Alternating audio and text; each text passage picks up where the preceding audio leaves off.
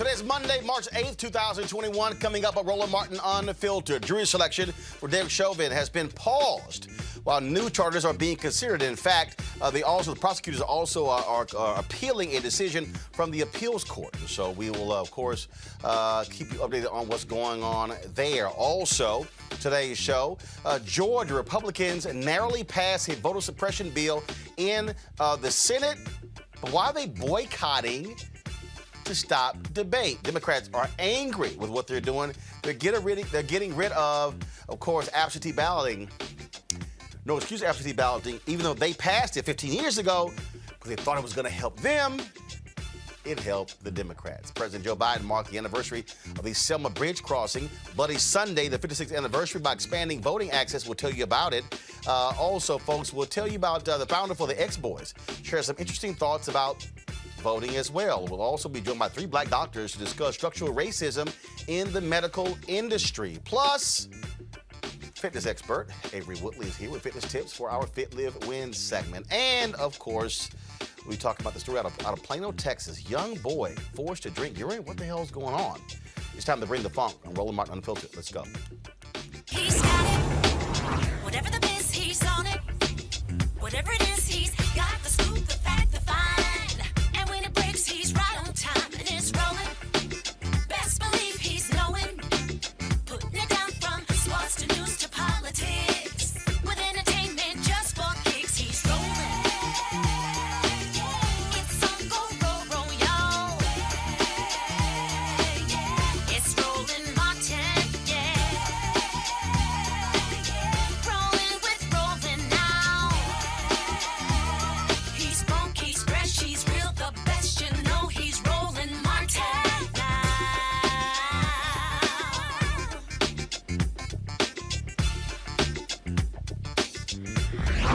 Martin! Day one of the trial of ex-Minneapolis cop Derek Chauvin is taking place. It ended early today. Hennepin County Judge Peter Cahill postponed the jury selection as prosecutors asked an appeals court to decide whether the trial should resume, while an appeal to reinstate the third-degree murder charges for Chauvin are still pending. Judge Cahill said he intends to resume the jury selection process tomorrow morning unless the Court of Appeals orders him to stop. Now, all day we have been, of course, live streaming various developments taking place out of Minneapolis on our Roland Martin Unfiltered feed. We've been streaming a protest outside of the courtroom, people there speaking up on behalf of George Floyd, of course, the black man who was murdered by Derek Chauvin when he pressed his knee up against his neck Memorial Day in 2020. Now, Chauvin, of course, is the officer got the most serious charges against him. And so we've been live streaming the scene outside. Also, folks, 1,000 National Guard troops surrounding the courthouse. What the hell is that all about? In addition, of course, you have Chauvin and his supporters as well. Joining us right now is Leslie Resman. She's the former president for the Minneapolis NAACP, also founder of Don't Complain, Activate. Leslie, glad to have you here on Roland Martin Unfiltered. First and foremost, we've been making it clear to these folks in the media, this is not the George Floyd trial. This is the Derek Chauvin murder trial, the person who is charged with murdering George Floyd. George Floyd is not the one who's going to be put on trial here. Oh, 100%. Officer Chauvin is a murderer. He's actually a serial murderer. If you ask people here in Minnesota, this is not the first case, but this is going to be the last. We are looking forward to him being not only charged, but convicted of the murder of Brother George Floyd. One of the things that, again, happened was that the appeals court threw out they overturned the decision in throwing out third-degree murder charges against Derek Chauvin, and that's what is being appealed. And so that's what the holdup is with jury selection today. 100%. I'm very confident in Attorney General Keith Ellison and his continued push to make sure that the correct charges are brought against Officer Chauvin. Obviously, we are not happy to see it delayed at least until tomorrow, but we're looking forward to getting this trial started. But one of the things that that we look at here is that obviously how Minneapolis responded to this. It was the murder of George Floyd has sparked national unrest all across this country. What do you make of this massive presence of National Guard troops around the courthouse? I think it's overrated. Minnesota, Minneapolis spent over $1 million barricading the courthouse. I think it's important to note they're not only intentional about protecting property, but protecting a white male police officer who murdered a black male so that he could get his day to stand at trial, a day that George Floyd did not get when Officer Chauvin took law and order into his own hand and decided to murder brother George Floyd. I think that it's always alarming to see the extent that America is willing to go to protect property and white people, quote unquote, from black people who are typically just peaceful protesters.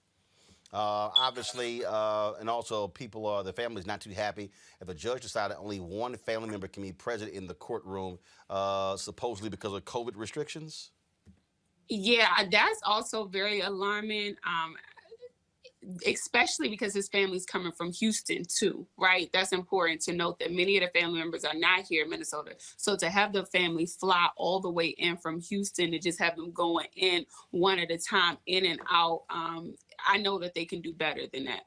Absolutely. And so we're going to be covering this every single day. And certainly all eyes are on the nation, what's happening there in Minneapolis. Thank you. All right, we certainly appreciate it. Thanks a lot. Folks, as I said, the George Floyd family is there. Terrence Floyd, his brother, spoke earlier today to the assembled media. We carried this live on our stream, and here it is.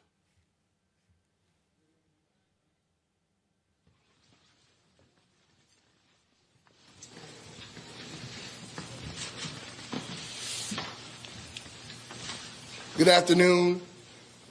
My name is Reverend Kevin McCall, Civil Rights Leader, founder of the Crisis Action Center. We are joined by Terrence Floyd, the brother of George Floyd, Gwen Carr, the mother of Eric Garner, and attorney Sanford Rubenstein. We are here today to mark the continual road of justice. This road started when myself and Terrence and Attorney Rubenstein and others took the trip to Minnesota to call for justice and to call for peace. This is a continuous journey that we must continue to raise our voice and be heard. Millions of people across the country, of the USA and other countries, heard the rallying cry of justice for George Floyd. And now we are at a pivotal moment where the trial has started. And we know that people have different emotions and different aspects about what should folks expect, about what should happen. But we believe in God that justice would prevail. We believe in those peaceful protesters that continue to raise their voice and screaming, "No justice, no peace." We've been dealing with it last May, and we're going to be dealing with it in this month. We are hopeful and prayerful that the system that they tell us to believe in will work for us. We're prayerful that the system that they told us to be able to wait and let it work for us, that justice will reign. We're prayerful for that. And we want to say that those who want to protest, that they continue to protest, but do it peacefully. Don't loot. Don't do the things of destruction. Do it in peace. We'll be going down to Minnesota, Minneapolis, on March the 27th, after the jury selection, and we'll be down there calling for justice and monitoring and support of the Floyd family. Terrence will be inside the courtroom. Once the alternate family member will take their rightful place inside the courtroom. Because that's what justice does, is stay on top of a case. Not just when it's hot, but when nothing is happening. And we want to make sure that former officer Chauvin be held responsible to the fullest extent of the law. First and foremost, I want to thank everyone for the love that you've shown my family in this trying time. Basically, it's kind of surreal right now, but we have to basically relive this whole situation all over again. But by the help of God and my circle that's around me, Reverend McCall, Rubenstein, Mama Carr, David Wright, I'm going to get through this, and I'm going to help my family get through this. Like it was said, I'll be down there for this case, and I'm praying and hoping for the outcome that we all want. But, in reality, I'm going to say, if it don't go that way, I just know and believe in my heart that it's going to be change regardless for us as a nation. Thank you. Go to my pound. Dr. Clemmy Harris, Director of Africana Studies, Department of History, Utica College. Dr. Avis Jones-Deaver, Political Analyst. Dr. Julian Malveaux, Economist, President Emerita, Bennett College. I'll start with you, Avis. This, of course, is the trial all eyes are going to be looking at. We're still, of course, waiting to see what the appeals court is going to decide here. But the reaction so far, I'm really not understanding 1,000 National Guard troops surrounding the courthouse. That really? Yeah. Apparently they had all these extra National Guard troops because they weren't at the Capitol on January 6th. I mean, it's really insulting that here we go again with another look at how institutionalized racism plays itself out in American society. It is an insult to Black people. And not to mention the whole travesty that brings us to this position to having to have that trial in the first place. And so I'm hoping that we will see a modicum of justice and see justice, period, at the end result of this trial. But once again, just looking at the history of this nation, unfortunately, I won't believe it until I see it. That is the position many folks actually have, Clemmy, and that is, not much faith in seeing a prosecutor a police officer held accountable for their actions that resulted in the murder of George Floyd. So I have to agree with you, Roland. I certainly agree with my esteemed panelists. There is a very long history of not holding police officers accountable, and we had to sort of take a step back to see what's happening here. To challenge a police officer is to challenge the sovereign power of the state, right? The state has the power to police the body. The state empowers police officers to kill.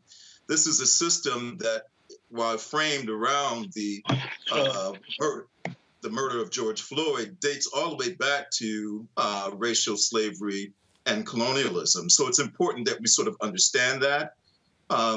So when we see these 1,000 members of the National Guard that are there, they are not there ultimately to sort of ensure that justice is there. They're sort of continuing a long tradition of racism when it comes to policing the Black body. But more importantly, it is this notion that somehow or another Black folk are the problem, not the individual Chauvin who's in the courthouse on trial.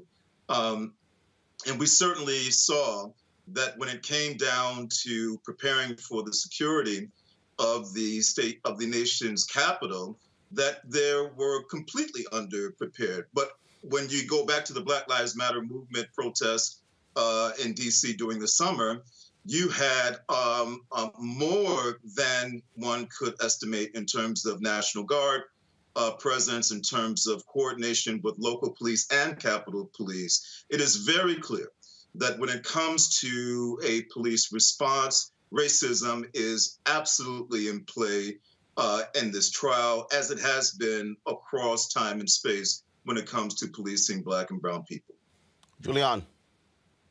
You know, Amanda Gorman, the brilliant young sister who gave that wonderful poem at the inauguration, was profiled outside her apartment building, I believe yesterday or the day before. The police officer said she was a threat. She's a little bitty girl, about 5'2". I don't see how she could be perceived as a threat. But this is a differential perception of what a threat is. Oh, I'm sorry, Mike. Excuse me? Julian, go ahead. White boys with clubs and swords and shields are not perceived as a threat as they storm the Capitol. But a little bitty Black girl, one day an icon, and she's one day an icon and next day a threat. The differential perception of threat is always going to put Black people at a disadvantage. So to have 1,000 National Guards people there, to do what?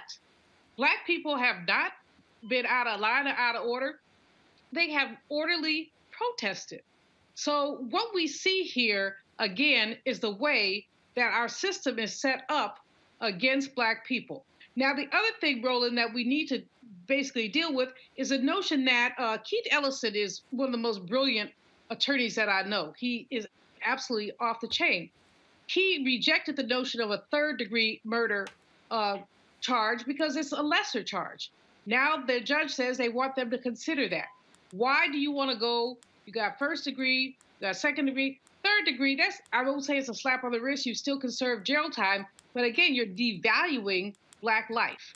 And this is why you have people say Black lives matter, because every time you basically collide with the judicial system, you're devaluing Black life. So I hope that, as we all do, that there is justice here, but I also hope that this is an opportunity, again, to look inward and say, what is wrong with this system that a man can put his knee on somebody's neck for almost 9 minutes, 8 minutes and 45 seconds, and and smirks throughout it, and has no remorse, has never apologized. This is not, his life was not in danger. He is just a murderer, period, end of conversation. Well, again, jury selection is underway. The judge says it will resume tomorrow, depending upon what the court says. And so we'll be paying attention to that to see exactly what takes place. Again, folks, if you want to keep up with what's going on in Minneapolis in the Derek Chauvin trial, all you got to do is stay tuned to Roland Martin Unfiltered. We'll be live streaming the jury selection throughout. So we simply just come to our YouTube channel all throughout the day. Set your notifications so when we go live from Minneapolis, you will be notified. Folks, to mark the 56th anniversary of Bloody Sunday, yesterday, President Joe Biden issued an executive order to promote voting access. The executive order directs federal agencies to actively assist states with registering voters and submit plans within 200 days that outline steps to expand voter registration. It also includes measures to increase voting access for federal employees, international voters, and active duty military members. The executive order is a direct response to the 250-plus bills Republicans are pushing across the country. Here's some of what Biden had to say on yesterday. The blood of John Lewis and so many other brave and righteous souls that was spilled in Selma on this Sunday in 1965 sanctified a noble struggle. And when the country saw those images that night, America was forced to confront the denial of democracy, the fierce urgency of justice. Congress passed the Voting Rights Act a few months later, and President Johnson signed it into law. But the legacy of the March in Selma is that while nothing can stop free people from exercising their most sacred power as a citizen, there are those who will do anything they can to take that power away. Today we have a hailstorm, not a rainstorm, a hailstorm.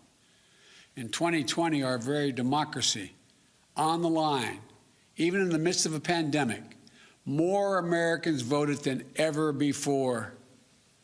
multiple recounts in states, and decisions of more than 60 cases from judges appointed by my predecessor, including at the Supreme Court, upheld the integrity of this historic election. Yet instead of celebrating this powerful demonstration of voting, we've seen an unprecedented insurrection in our capital and a brutal attack on our democracy on January the 6th. And a never before seen effort to ignore, undermine, and undo the will of the people. And to think of that, and yet it's been followed by an all-out assault on the right to vote in state legislatures all across the country.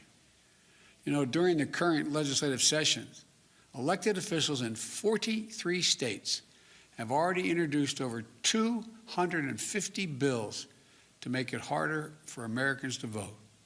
We cannot let them succeed. Last week, the House of Representatives passed HR1, the For the People Act of 2021. This is a landmark piece of legislation that is urgently needed to protect the right to vote and the integrity of our elections and to repair and strengthen our democracy. I hope the Senate does its work so I can sign it into law. I also urge Congress to fully restore the Voting Rights Act, named in John Lewis's honor. Today, on the anniversary of Bloody Sunday, signing an executive order to make it easier for eligible voters to register to vote and improve access to voting. Every eligible voter should be able to vote and have that vote counted. And I'll close with this. A few days before he passed, Jill and I spoke with John, Congressman Lewis. But instead of answering our concerns about him, we talked about how you doing, John. He asked me to stay focused on the work left undone to heal and to unite this nation around what it means to be an American. That's the God's truth. John wouldn't talk about his pending death or his concerns. He said, we've just got to get this done. That we're all created equal. We all deserve to be treated equally. On this day of reflection, please, let's stay focused on the work ahead. Let's remember all those who came before us as a bridge to our history so we don't forget its pain, and as a bridge to our future so we never lose hope. May God bless their memory. May God bless you all, and may God protect our forces. All this is important because Republicans in Georgia are pushing forward a massive voter suppression bill. Today, the Senate voted and approved by a narrow one-vote majority Senate Bill 241. Of course, that particular bill would end no-excuse absentee balloting. Critics also say that this voter suppression bill is going to cost Georgia taxpayers an additional $30 million in the next election cycle. That makes no sense whatsoever, y'all. No sense whatsoever. Now, they're calling on folks to reach out to Republicans, including John Albers, Clinton Dixon, Max Byrne, Randy Robertson, Brian Strickland, Jeff Mullins, Bill Cowser. Now, here's the deal. Only 3 Republicans chose not to vote with today's bill. The lieutenant governor, who does not have a vote, opposes the bill as well. So exactly what is going on in Georgia and how much sense does it make? Joining us right now is King Randall One, founder of the X for Boys organization based out of Georgia. So King, explain why in the world, you're conservative, correct? Yes, sir. So please explain to me why this bill, why Republicans are pushing forth a voter suppression bill when last year we saw record turnout in Georgia, record turnout. So why would they want to restrict voting when you just had record turnout in Georgia? Well, let me start off by saying you had me mistaken. I'm not a Republican. I do consider myself conservative. No. Actually, I didn't say Republican. I said you're conservative. Okay. I said you're conservative. Right, absolutely. That's what I said. Right. Yeah, I was saying that because you called me a Republican on Twitter. However, with this particular bill, I don't consider voting my particular fight. I do consider voting a asset to us and maybe something we can use as a tactic to help. But as far as us pushing voting all the way out, like voting is going to be some systemic change for the Black community, to me is not the way to go. If you look at the human anatomy of the body has its many different parts. And I do respect you guys' fight, in regards to voting, but I don't consider myself fighting for the right to vote that much. Because do you not vote? We hadn't got anything. Do you not vote? Government. Yes, sir. I vote. Absolutely. Okay, so when you say you guys' fight, first of all, there are multiple fights, there are multiple issues we can be concerned about. Voting is one of those issues. Are you not concerned that Republicans in your state are trying to restrict access to the ballot for no reason other than they are pushing the lie that Donald Trump also pushed? Right, absolutely. I understand exactly what you're saying. However, again, that's not my fight. I believe. No. I know. I asked you a question. And the question is this here: do you believe Republicans in your state are wrong to be pushing this voter suppression bill? Can you give me the list of things that's all on the bill? Because I know you said the voter ID. Well, no. Here's a perfect example. This particular bill right here gets rid of no excuse absentee balloting. Republicans in Georgia passed no excuse absentee balloting 15 years ago, thinking it was going to help them. They're angry because you had people who voted for Joe Biden and Kamala Harris, and also John Ossoff and Raphael Warnock won. So they're changing the law because they're angry they lost at the ballot box. But for 14 years, it was fine until last year. Is that, again, do you consider that to be egregious on the part of Georgia Republicans? Why would they change the law because they lost? How about making a better argument for the voters? I agree with you. I do. I agree with you. I'm not against you there. I definitely think that is an issue that I believe you guys could fight. But that, again, voting is not my issue to fight. I believe. So what's your issue to fight? My issue, I fight for young Black men before they die. And that's what I do in my organization. I do teach them to vote, but I don't tell them that voting is going to be the be all end all. No one says the be all the end all, but it's a part of it. But you guys promote voting like it's just going to change like the systemic outlook of the Black community. That's not where it's at. We have to get out and go do for self in our own communities. So define do for self. When I say do for self, you shared one of my tweets, my videos, and I was actually a big fan of yours, but you shared one of my tweets. When I said Black people need to stop begging the government and go and do for self out in our communities, you shared the video and called me an idiot. I didn't see anything idiotic about that statement at all. So when you say do for self, like what? Explain that.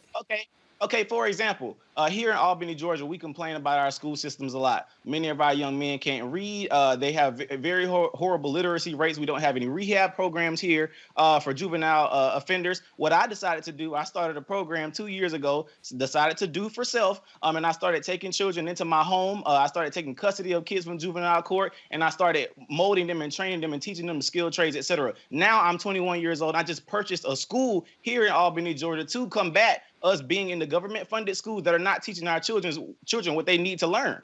So that's what I mean by do for self, simply getting up and going out and do it. So I beat the stereotype that I'm young, Black in America, and I can't do anything because somebody's holding me down. Absolutely not. So a question. Teenagers went and go ahead. Me and some teenagers went and bought a school, and we just bought a school bus simply from going out and doing work. We decided to go fix our own communities. I'm not expecting anything from no politician. I'm not expecting nothing from Donald Trump, Joe Biden, or nobody. We're gonna go do it for ourselves, and that's what I believe we need to be doing. I can vote, sure, but nothing's gonna change in our community. So you went to the juvenile court system. Is that not government? Absolutely. So when you say purchased a school, and this school is going to be what? Private school, charter school? What kind of school is it going to be? No, it will be independently owned. This will not be funded by the government. No, that's why I asked you. So it's going to be a private school? Yeah, absolutely. It'll be a boarding school. A boarding school. And then for the folks to be able to afford to send their kids to the boarding school, what kind of mechanisms are they using in Georgia? Their own funds? Are they using school vouchers? What are they using? I can't hear you. Say that again for me. I said, what mechanism are they using to send their kids there to pay for the school? Their own money, or are they utilizing vouchers from the Georgia government? Absolutely. So for our school, we're financed completely by donors. We have many donors that have given yearly endowments to our school that will be able to pay for these students to come to our school for free. Many people believe in our mission, and we're making sure that young Black men, where we live, where we don't have any rehab programs for juvenile offenders to even get out of jail and stay out of jail, we have people that believe in our mission that are trying to send children to the Expert Boys for free. We have many people that are trying to send kids to this boarding school to be able to take care of themselves. That's what I mean by doing for self. We got to simply get up and do it. So you don't believe that government policymakers play any role whatsoever in being able to impact the lives of Black boys and others in Georgia? If we take them out of that government system, we don't have to worry about that. I keep saying. How is that? So no, hold on. So here's the question. Hold up. Here's the question. Mm-hmm. How do you remove someone out of a government system when we all live in government systems? Okay, being literal. Absolutely, we all live in a government system. Absolutely. However, you can do things to remove most government from your life. How? As far as trying to get yourself out of food stamps, How? trying to get yourself off of welfare. You got to go work. You got to get jobs. You got to get out here and go and do it. So hold up. So I'm just curious. So if somebody doesn't have a job, mm-hmm. are they not applying to government for unemployment benefits or insurance? Absolutely. So how can that person remove themselves out of government when that's what government provides?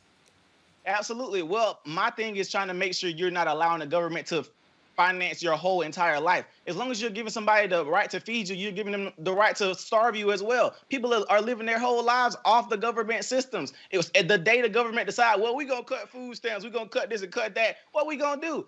We have people out here living off those systems. So I believe in teaching our people how to go survive without the government. That's my biggest thing. But again, though, you keep saying, I'm trying to understand. You keep saying how to survive without the government. You act as if a young Black boy who comes into your program will not interface with government in any way. They will interface with government still driving down the street. They will interface with government trying to get a driver's license. They will interface with government trying to get a voter ID. They will interface with government trying to apply for financial aid to go to college. Mm-hmm. So they're going to interface with government in many ways. The point I'm saying is, doesn't it make sense that Black folks should be engaged in a political process to where we are impacting policy that also impacts us? Or are you saying that doesn't matter at all?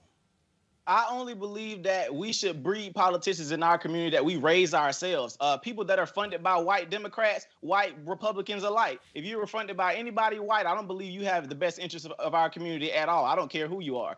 Whether you be Raphael Warnock, John Ossoff, Kelly Loeffler, or what's his name? The other guy that was running. I don't care who you are. You don't have the best interests of the Black community at heart because we are not funding their campaigns fully. I believe that we have to raise our own politicians, which is what we're trying to do in our program. We are going to put them in government. Some of them want to go run for positions, but we know we bred them in our communities. But hold on. See, not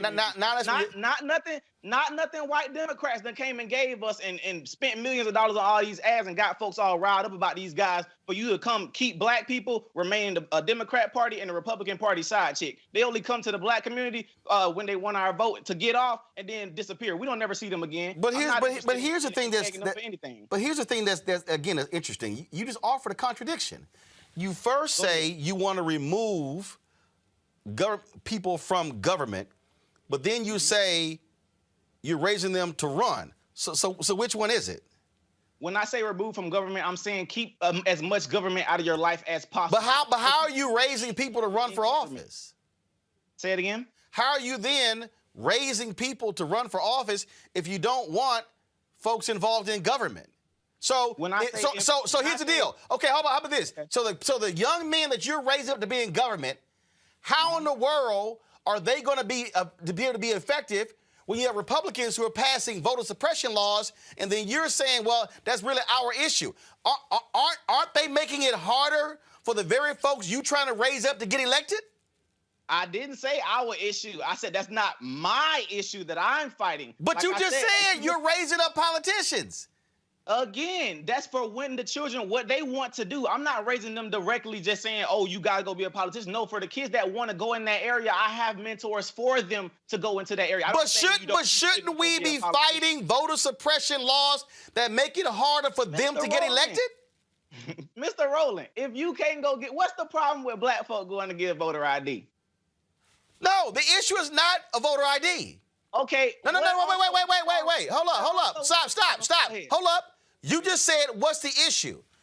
If you live in rural Georgia, and you've seen the closures of driver's license offices, and you don't have transportation, then the question is, how are you then accessing it? In Texas, for instance, when Texas passed its voter ID law, they showed that 600 to 800,000 African Americans and Latinos were going to be negatively impacted by the voter ID law in Texas because of where they could go. In Texas, they said that you could not use your state-issued student ID at a state institution, but if you had a hunting license, you could. In Pennsylvania, when they passed their voter ID law, they required you to actually travel to an office to fill out a form to say you could not afford a license, an ID. You then would have to go back home, and then once they certified that, come back. There was some 20% of elderly who couldn't do it. There are black people in Georgia who do not have birth certificates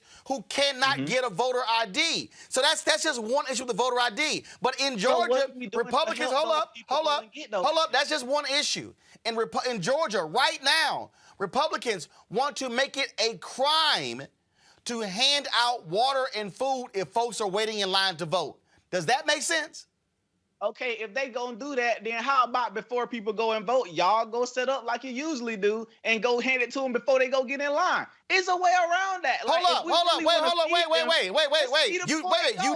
You do realize there were massive lines in Georgia and other states, but again, you still dance around my question. Why legislate handing out of water and food? Why? Well, I don't know. You got to ask them that. No, you the conservative. You in Georgia.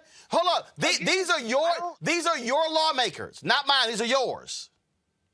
So the question is, how much sense does it make to outlaw water and food? I don't see why they're doing that. That's something. That's a question for me too. I don't understand why.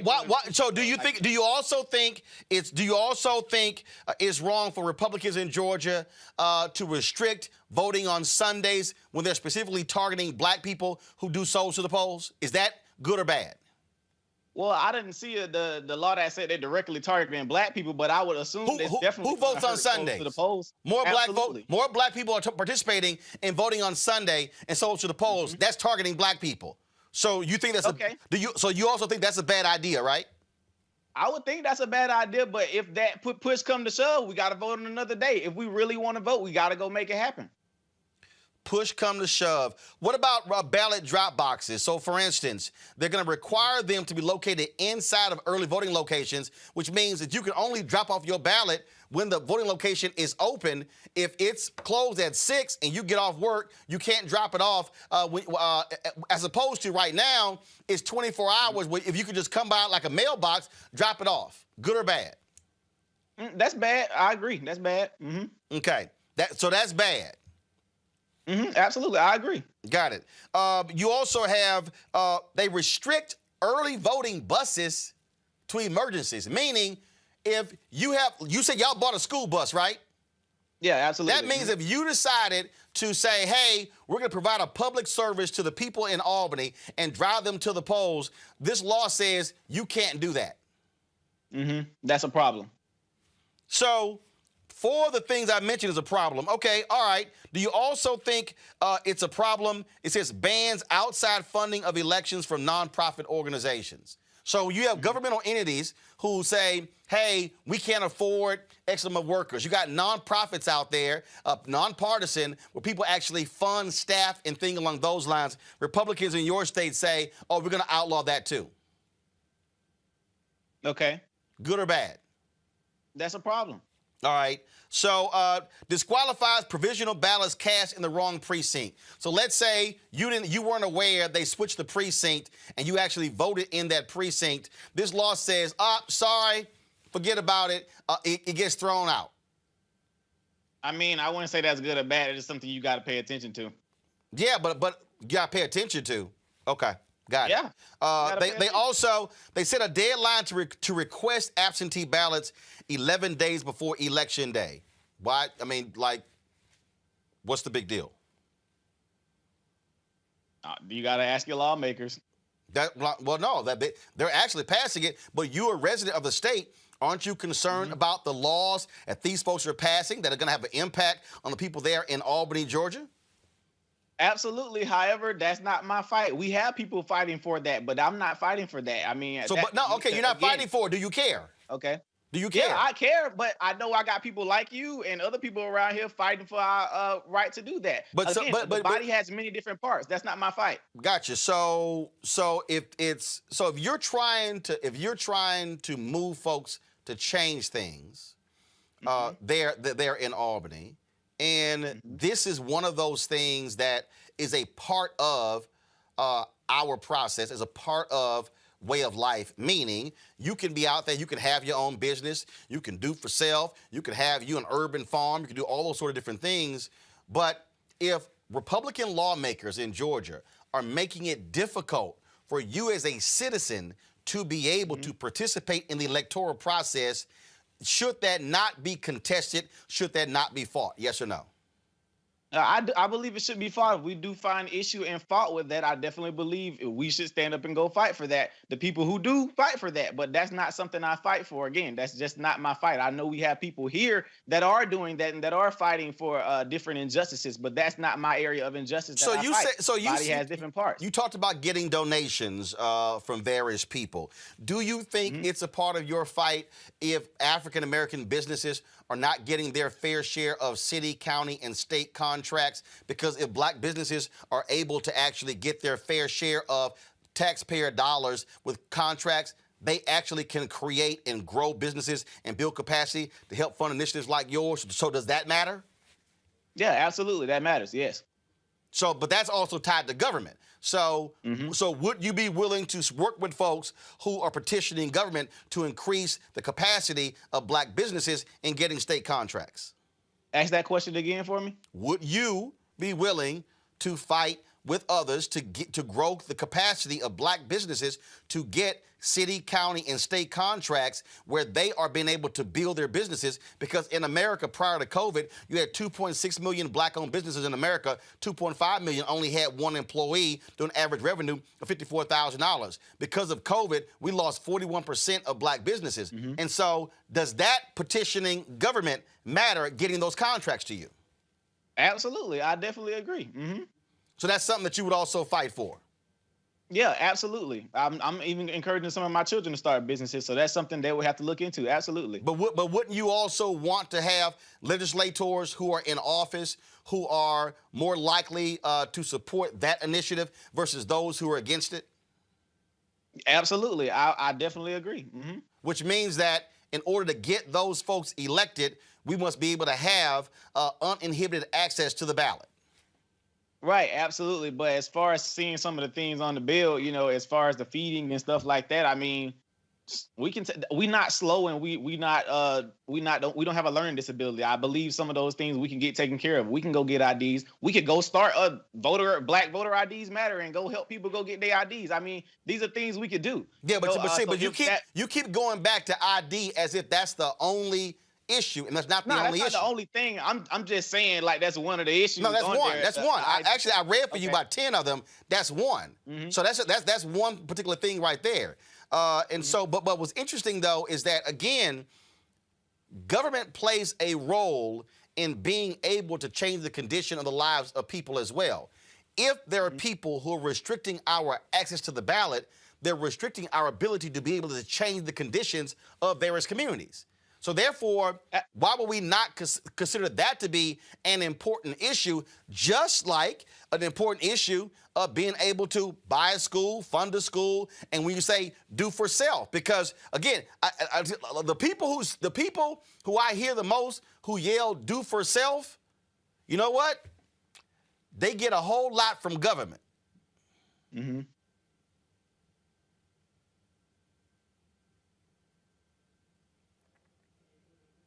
So when you say do for self, we can't divorce ourselves from the reality of the role that government plays. Well, this because is the same in fact, America. your school you bought, you have to, that has to be up to code, correct? Yes, absolutely. That's government. Okay. And so we can't. So this notion of removing ourselves from government just doesn't exist because we deal with it every single day. Well, in conservatism, we believe in less government. No, not they don't. just no government. Hold up. Less government. If conservatives believe in less government, why are they passing this bill, which is more government and actually is going to cost? Hold up. This bill is going to cost. Hold up. Here's the other deal. This bill is going to cost Georgia taxpayers $30 million more to make it harder to vote. That I would think, as a fiscal conservative, that's stupid. It is. I agree. So if you agree with that, and if you agree that it makes no sense to limit Sunday voting, if you agree that it makes no sense banning outside funding of elections, and you agree that it makes no sense restricting early voting buses to emergencies, in your view, Republicans in Georgia should not be voting for this bill and making these changes, yes or no? Absolutely. Considering the pros and cons, yeah, definitely. I don't believe the bill should pass. Absolutely. Gotcha. And what do you make of black Republicans who say nothing about any of this, who frankly are silent in Georgia as this is happening? I'm very critical of black Republicans and black conservatives when they're not addressing the issues that directly affect us. Absolutely, I don't hold my tongue on that at all. If it's an issue that's directly affecting the black community, that's hurting us, absolutely they get chastised. From Candace Owens all the way down to whoever, everybody gets chastised. From me, I believe we definitely all of us need some criticism, whatever side you on. So I definitely don't hold my tongue, regardless of whatever party they consider themselves in, because I'm independent. And so when you talk about building what you're doing there, what's the next step for that? Oh, absolutely. All right. So right now we just purchased our school. And again, we're working with boys 11 to 17, and we're working with grades 6 through 12. We have to renovate our school right now. And after we get finished renovating our school, we're also going to start our summer program where we're going to teach 40 young men how to build 2 houses from the ground up. We're going to get Lowe's to sponsor this for us, and we're going to make that happen. So right now, we're just trying to get all our ducks in a row, get the accreditation that we need, so that way the children can use their diplomas to go to college, et cetera, and also do dual enrollment with Albany Technical College here where we are to, work in the skilled trades. Our biggest thing is trying to make sure those children who may not want to go to college also have a way to make it and to see that they can make it. So for me being young and 21 and doing these things for them, I just want to make sure that they know they can be young, black in America and still go make it happen regardless of the stereotypes they give us. You spoke of accreditation. From who's it? From who? We have, I think it's the Georgia Accreditation Commission. That's government. Yeah, absolutely. Okay. See, the point I'm making here is that even with the effort that you're doing, you cannot divorce yourself from government, which means that which means that for you to be even more effective, what's important is to have individuals who are in power in government who are not standing in the way of what it is that you're trying to do. In fact, they are encouraging that. The problem is when we have individuals who are blocking the very thing that you're talking about and not providing access to folks, whether it's voting, whether it's contracts, whether it's participating in this so-called American dream. That's the fundamental problem I'm talking about. So when I say we have to fight on all those fronts, we can't say I'm going to just do for self as if I don't have to deal with this whole system. We got to make sure that there are people who are in power who are sympathetic to folk like you, but who are not trying to make what you're trying to do harder. Right, and when I mentioned at the beginning, I said the body has a full anatomy, meaning somebody has to be the heart, somebody has to be the brain, somebody has to be your lungs. When I say I'm doing for self, I'm over here working with my children and we doing for self. You are being the lungs or the brain or what have you, and you are fighting on that end for the Black community. That's not my fight. When I said that, ain't that I don't care. It's just I got stuff I'm worrying about on this side. I like for you to worry about the voter suppression and things like that, but I'm going to worry about the children on this side, and that's what I want to do. I want to help the kids. I don't necessarily worry about what's going on in government because I know people in our communities that are going hard for that. I don't need to go hard for that because other people are going hard for that for us because they believe in what we're doing. So absolutely, I definitely appreciate everybody's fight in our community. I mean, our fight has a whole body, but I can't fight every fight. I'm going to fight the one fight that I believe in and that I'm good at. Well, absolutely. And that's why I use the phrase, we all have lanes.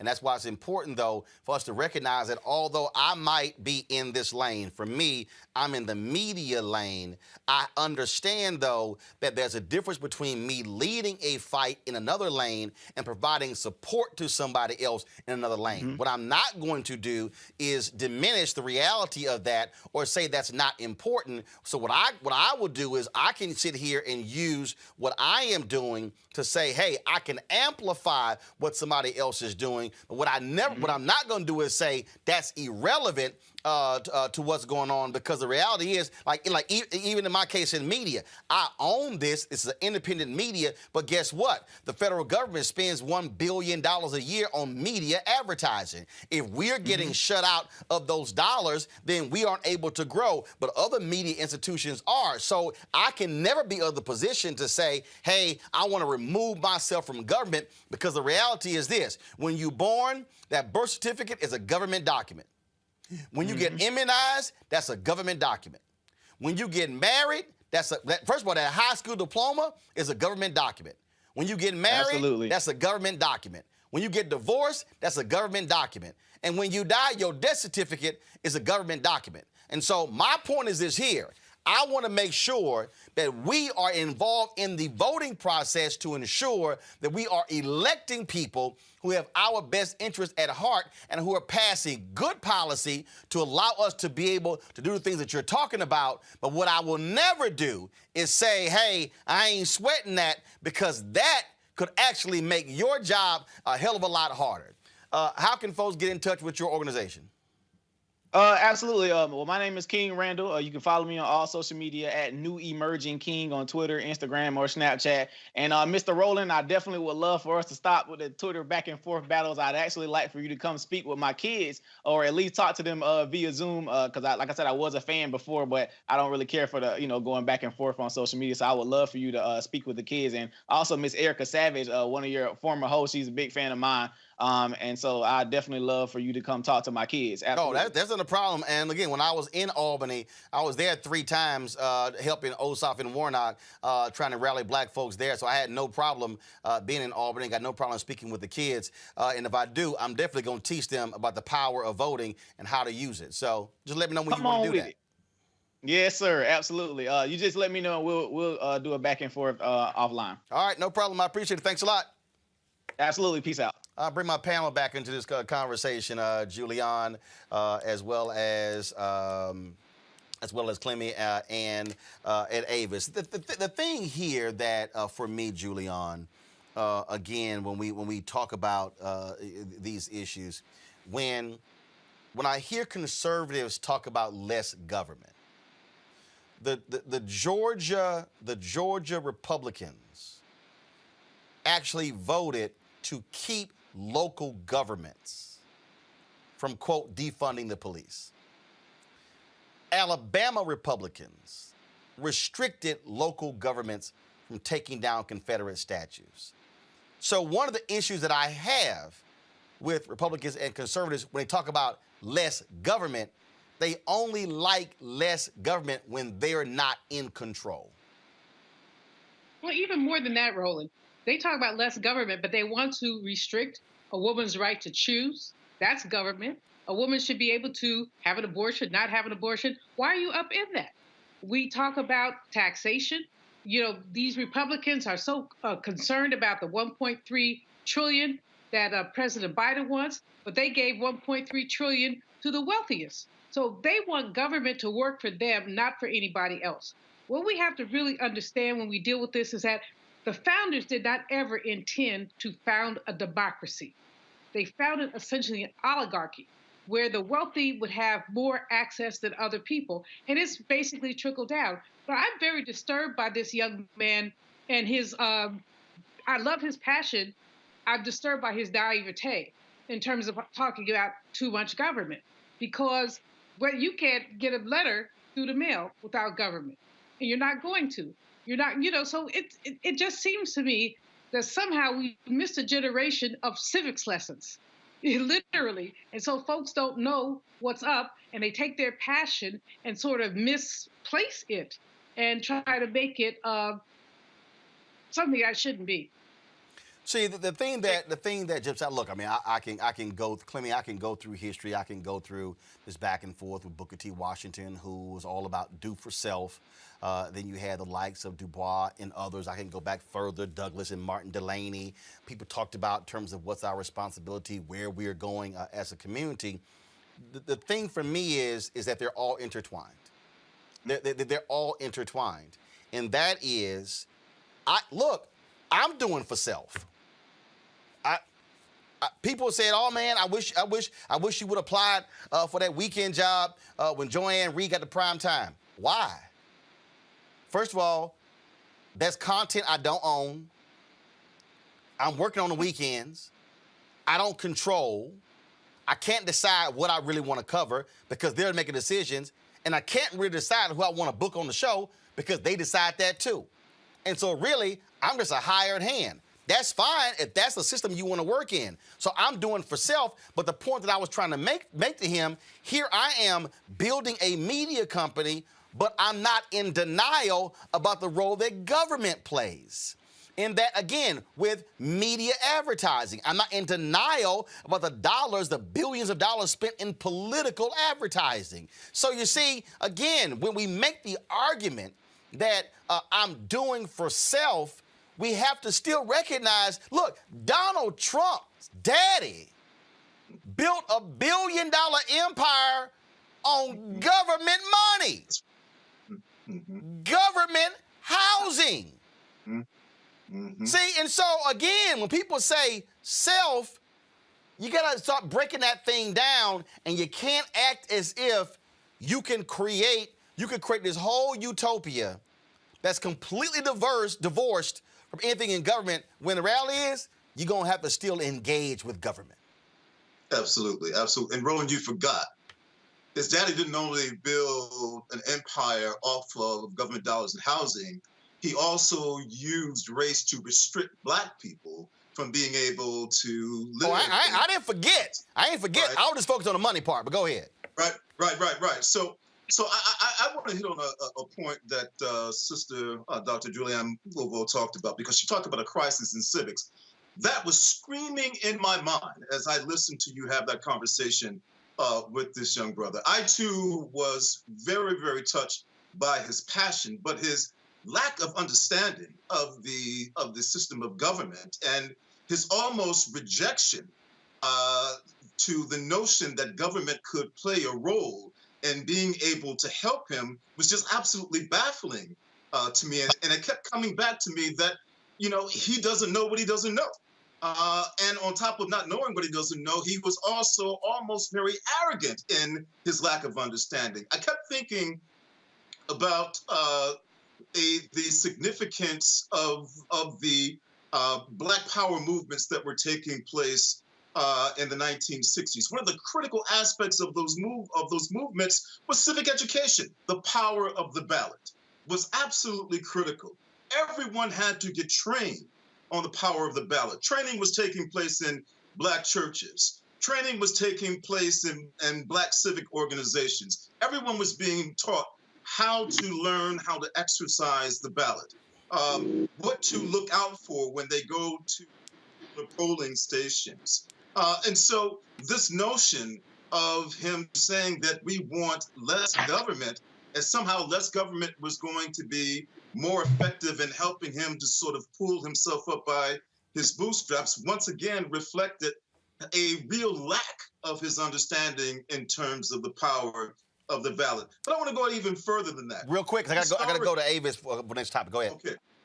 Historically, every time there was less political support, violence against Black people went up. Less political support, economic disenfranchisement of Black people went up. So the notion that somehow or another he could succeed with less government is just simply a reflection of him just not knowing the power of the ballot. Bottom line is here, Avis, I'm all for us creating our own institutions, but I don't believe in, and I tell everybody, when we talk about voting, I've never believed it's the be-all to end-all, but I do believe it is a weapon in the battle. Oh, absolutely, it's a weapon. And it's a weapon that the other side used quite deftly. That young brother is doing amazing things, and he may be a little naive.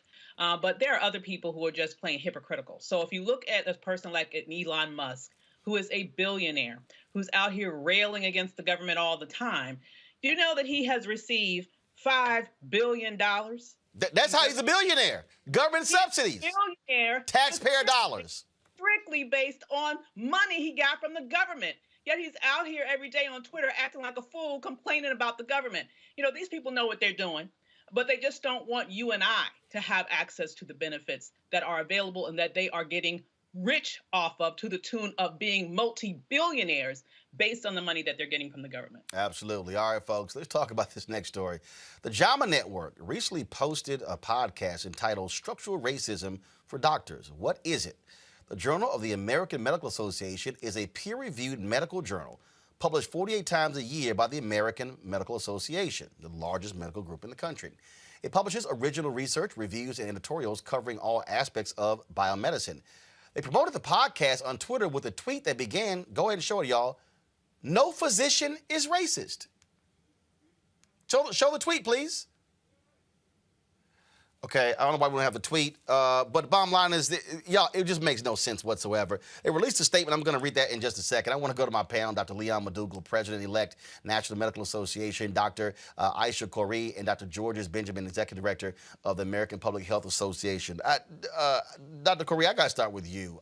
First of all, how shockingly and stunningly stupid this was released. I guess these folks also forgot why the National Medical Association was started, because of stuff like this from the American Medical Association. So clearly with my situation of suing my institution for race and gender discrimination, definitely flies in the face of that kind of statement. And I posted on Twitter in response that you're clearly not remembering the history of your parent organization. The tweet, the podcast was stunningly traumatizing for me, because it just invalidates the experience that I am having and that so many of us have had in medicine.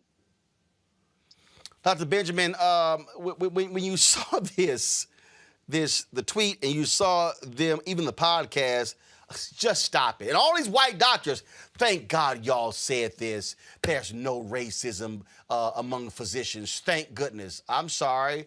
We know one of the reasons why Black folks were not hooked on opioids early was because white doctors would not prescribe opioids to African Americans. We know what the research says, how Black patients are treated by white doctors. This notion that, first of all, we got the video of the Black woman who died from COVID when the hospital was refusing a medical care for her. Give me a break. Oh, listen, racism exists in medicine. We know that it does. Why should physicians be any different than the rest of society? It does exist, both personalized racism and structural racism. And so we have a lot of work to do. And I think the medical profession, we all have to clean up our own house first. It was just interesting to me, again, Dr. Madougall, because this led to a massive reaction from Black doctors. I'm talking about they blew up social media, force JAMA to take the tweet down, force them to also issue an apology that, and some say, still is not a sufficient apology. This is the actual tweet, Doc, that they put up. No physician is racist. So how can there be structural racism in healthcare? An explanation of the idea by doctors for doctors in this user-friendly podcast from the great Dr. Katz, NYCHH, and EHL JAMA. How did you feel when you saw this? Well, Roland, you bring up such wonderful topics to discuss. So this, I would think, goes back to the curriculum of medical school. So in medical school, if you're not taught about racism, institutionalized racism, personally mediated racism, and internalized racism, if you haven't read Dr. Kamara Jones, The Gardener's Tale, a theoretical framework of racism, that needs to be part of the curriculum. So education is the key. Dr. Curry, again, what's amazing here, this, as I saw this, and then I saw the reaction of these white doctors, all I could think about was Mike Pence on the debate stage saying, all of this implicit bias stuff, all of this talk about systemic racism, this is not America. This is not who we are. Basically, what these white doctors are saying is, the hell with all y'all black doctors. We ain't listening to none of y'all. And I think that's why you saw a collective of us respond. I know that individually, a group of physicians that I've come to know that are advocating through our online advocacy came together, and we wrote an email, a letter to Dr. Katz and others, and soon we will be publishing those responses. But I also have to say, just in my experience, to Dr. McDougall's point, this is about education, not only in the classroom but beyond. But we do need institutions like the NMA to come out when Dr. Denner and I are being removed from positions when we're trying to do our jobs and educate in medical and training institutions. Additionally, we see that there is an intolerance for this from our white colleagues, especially our younger white colleagues. They were just as gleeful. They were just as, they were gleeful. Well, some for sure, but. At least the folks in my circle were just as ardent in the removal of such a ludicrous statement. This was the statement they released. Go ahead and pull it up, y'all. I'm going to read this. I want to read this and we'll get y'all reaction to what JAMA released. This was on March 4th. Come on, pull it up, please. Thank you. On February 24th, JAMA tweeted about a recently posted podcast discussing structural racism in medicine. The language of the tweet, as well as portions of the podcast, do not reflect my commitment as editorial leader of JAMA and JAMA Network to call out and discuss the adverse effects of injustice, inequity, and racism in medicine and society, as JAMA has done for many years. I take responsibility for these lapses and sincerely apologize for both the lapses and the harm caused by both the tweet and some aspects of the podcast. JAMA will schedule a podcast in the future to further discuss issues of structural racism and health and to address concerns raised about the podcast. Howard Balkner, editor-in-chief, JAMA and the JAMA Network. Dr. Benjamin, your response to that? Yeah, well, I'm glad Howard did that. But I think the fundamental problem here is a lack of understanding from some people what structural racism is. Structural racism is a system of disenfranchisement in our communities. It's when you don't allow people equitably to get on the medical staff. It's where you put your hospitals. It's how do you set up your appointment systems, in addition to how you might treat patients in the healthcare setting. Numerous studies, even published in JAMA, have shown the inequities that the people of color have received in the hands of practitioners who are not treating them equally. And many of these systematic problems have occurred for years. I was in Washington, D.C. when we had a city hospital. And, we had actually a service that was certainly at the city hospital, but on one service, most of the residents were white. And on the other service, most of the residents were African American. And they represented the historical inequities of the system that was still there in Washington, D.C. at that time. Dr. McDougall, what should happen next? So what should happen next is, one, Dr. Aletha Maybank at the AMA, she is their chief equity officer, so I'm sure she's involved with this.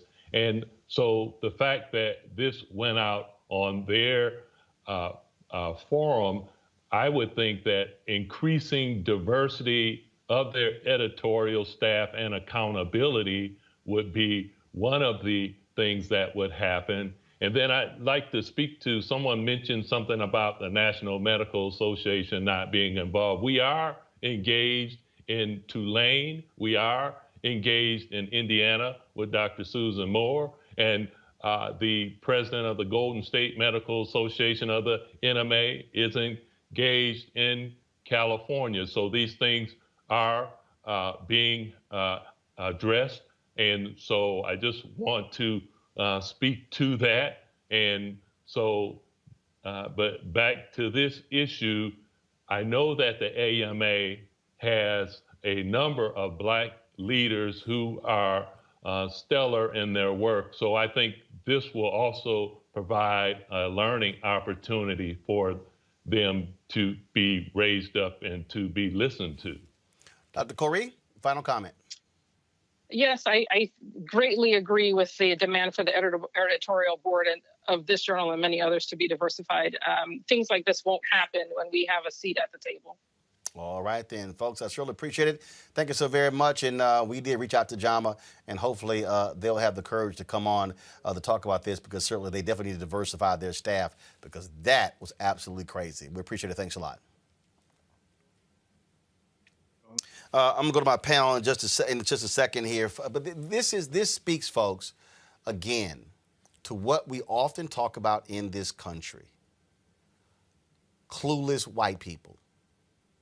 This whole view that, oh no, this system, y'all keep bringing up this systemic. No, these are just sort of isolated things. Well, where I come from, if it's happening in New York City, in Houston, in Dallas, in Charlotte, in St. Louis, in Kansas City, in LA, in Miami, in Portland, and you can't keep happening all over and then somehow it's isolated. Okay? When Serena Williams talked about, this is a Black woman with money, like a lot of money, who had to yell, kick, and scream to get proper child care. When you see Black women dying at higher rates in childbirth, doctors not listening to the pain of Black women doing childbirth, when you hear about African Americans talking about how their doctors, they've done the studies, their doctors not asking them multiple questions when they go in, yet they do the same thing for white patients. I talked about when it came to opioids. Hell, that was one example where racism actually helped Black people, because doctors were not just shoving opioids down our throats. But this notion that somehow it's just, oh no. See, here's what I think, Julian. And this is, to me, is the real deal right here. The real deal right here is a lot of white folks in America think that if there's no burning cross and there's no hood, then no racism doesn't exist.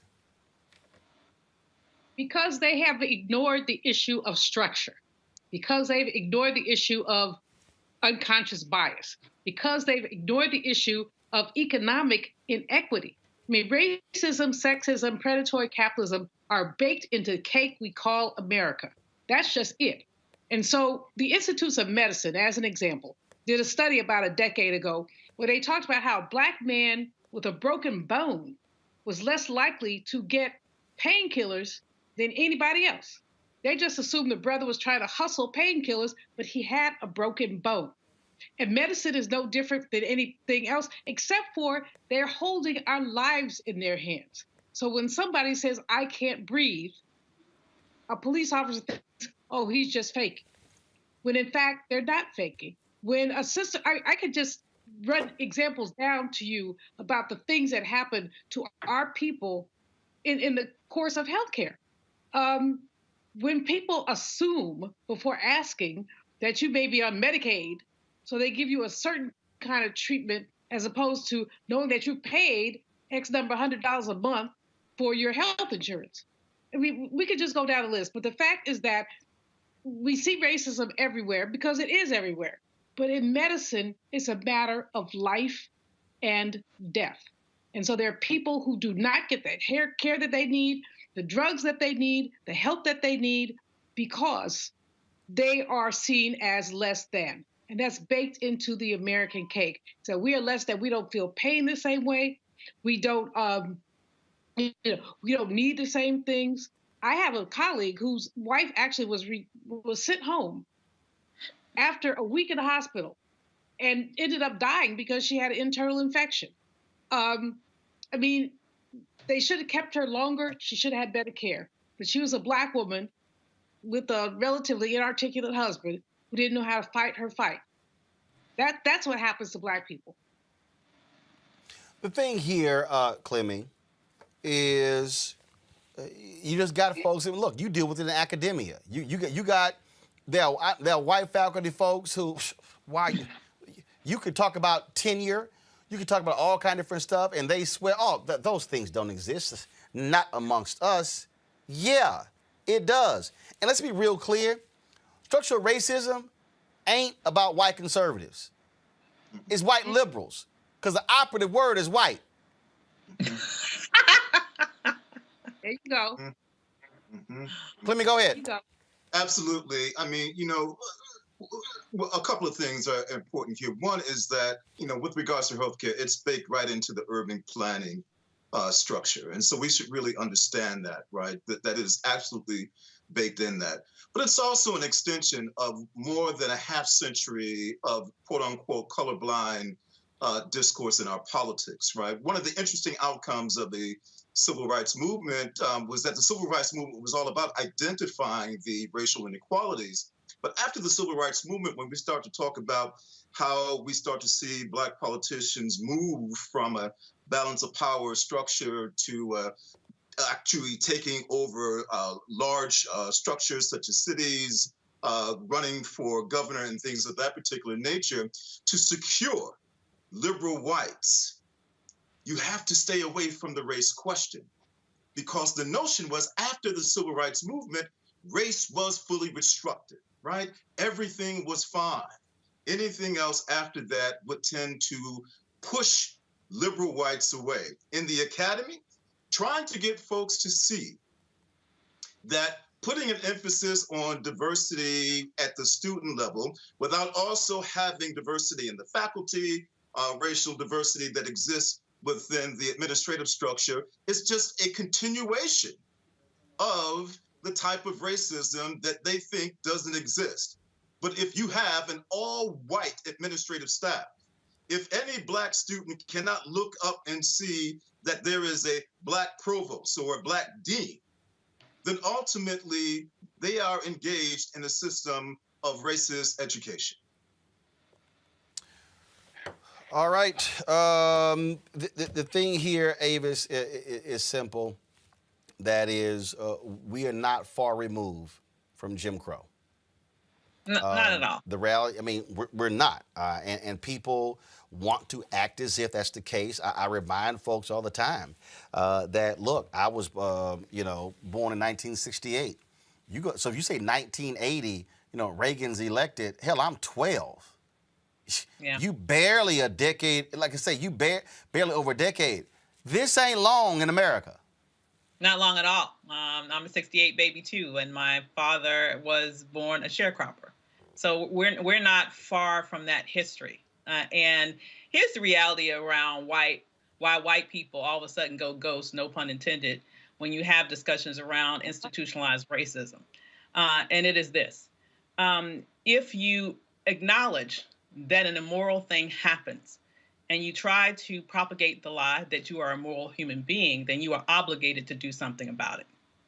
And so the reason why there continues to be this denial of the reality of institutionalized racism is now they have no responsibility to do anything about this thing that they clearly benefit from. and have benefited from for centuries. So it's a way to be able to ride off the spoils of the status quo through the unearned advantages that you got, that your mama had, that your grandmama had, and all the way down the line, while every step of the way claiming that you earned that which you did not earn. And so until we get to a point where we can be very bold and honest in this country around the truth of what it is like, all the various forms in which institutionalized racism exists in everything, including healthcare, which is the most egregious form, because doctors have taken a Hippocratic oath to, above all else, do no harm. And when they practice medicine in a way in which you have those examples that Dr. Malveaux and you have mentioned previously, clearly they are doing harm. And so they fail to acknowledge that, and therefore they are propagating its continuation. All right, folks, got to go to a break. When we come back, more on Roland Martin Unfiltered. Back in a moment. Are you geolocating people through the FBI based on where they were on January 6th? He asked you about the geolocation and metadata aspects and gathering related to gathering of metadata, that is related to your investigation into the January 6th riot. Tell me what you know about this. So is the FBI accessing cell phone tower metadata from telecommunications companies? Shortly after 2 p.m., as the siege was fully underway, Senator Lee describes it, the phone rang, it was Donald Trump. I hope you can understand my concern. Sure, you can appreciate my concern here. People begin to believe that their democracy is fraudulent. If they conclude that voting is a charade, the system is rigged, then God knows what could happen. They rigged an election. They rigged it like they've never rigged an election before. Actually, we do know what could happen. It's happening right now. The U.S. Capitol overrun, under siege. Pro-Trump extremists storming inside, flooding the halls, reaching the floor of the House of Representatives and the Senate. Millions of Americans sincerely believe the last election was fake. It was a landslide election, and everyone knows it. We will not go quietly into the night.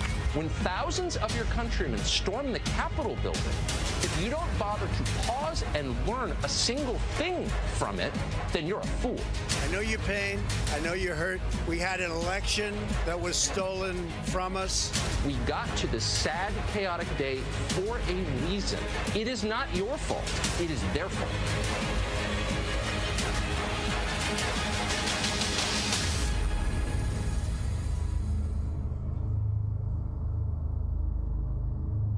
Hey, I'm Deion Cole from Blackish. Hey everybody, this is your man Fred Hammond, and you're watching Roland Martin, my man, Unfiltered. Folks, the family of SeMarion Humphrey, the young man, part of this strange, sick, demented story in Plano, Texas. They're demanding justice be served after they say he endured a hate crime at a sleepover with his classmates in Plano, Texas, which is in north of Dallas. In a viral video originally posted to Facebook, Humphrey can be seen being forced to drink a yellow substance while his white classmates from Haggard Middle School giggle and tease him. Humphrey's mother, Summer Smith, believes the drink contained urine and says her son was shot with BB guns and called racial slurs during the slumber party. Plano's Independent School District and its police department are investigating the incident. Joining us right now is SeMarion Humphrey, his mom, Summer Smith, and their attorney, Kim Cole. Glad to have all three of you here. Sorry under these circumstances. First, I'll ask you, Summer, walk us through the timeline. When did this happen? Walk us through that. The incident happened the weekend of February the 12th when they were, it was a sleepover that was supposed to be just 2 people in SeMarion. So it was just supposed to be 3 people in total. And I didn't find out, though, about what happened until this past week. So when the boys took the videos, apparently the week that they were out, which they were out for an entire week for the snow week, they were sending the videos around to other people at the school. I know it's difficult, SeMarion, but for just describe when you went to this sleepover, correct? Yes. How many other kids were there? There were. Well, the first night. So The first night there were only, like, at all there was only one other kid there. Okay, and so were there parents there? Were there other parental were there chaperones? Were there guidance, or y'all left alone? We were left alone.